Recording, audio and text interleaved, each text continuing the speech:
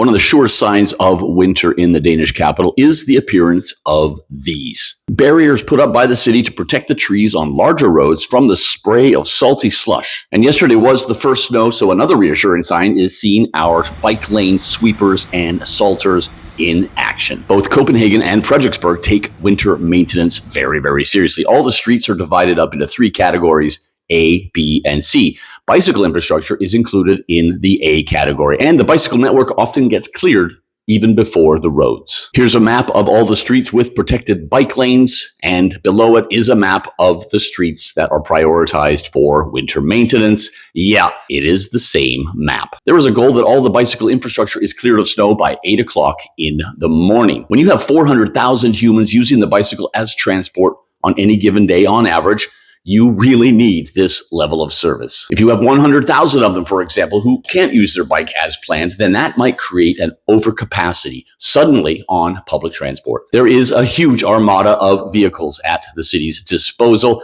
You got the large ones for the road, the medium-sized ones, and the ones I like the best, the little bike lane sweepers and salters and plows, the ones that also are used on the sidewalks. And it's important to note that a lot of the work is done preventatively. It's almost like a weather report on winter evenings. You hear the little bike lane sweepers going past and you think, oh my God, it's going to snow. And it usually does. Most of the sweepers have a rotating broom at the front and they spray salt at the back. The city has a standing agreement, and they've had it for many, many, many decades with farmers outside the city who will come in and help with the snow clearance when there is a heavy snowstorm. The thing is, it's getting to be quite rare. Climate change in Denmark means lots more rain in the summer and milder winters. We measure snow in the winter statistically like this. How many days was more than 50% of Denmark covered in snow during a year? From 1961 to 1990, that number was, on average, 33 days a year. In 2019, it was only 3.6, and over the past decade, the average has been 8.3 days per year. The big tractors haven't been in use since the winter of 2012-13. There are always discussions about the use of salt on the streets and the bike lanes, and there are other alternatives on the market. But none of them are at a point where they are cost efficient enough for such a comprehensive citywide snow maintenance program. One of them that is rising in popularity is beet juice in a saline solution. But the problem is that it's not really great in cities because it smells.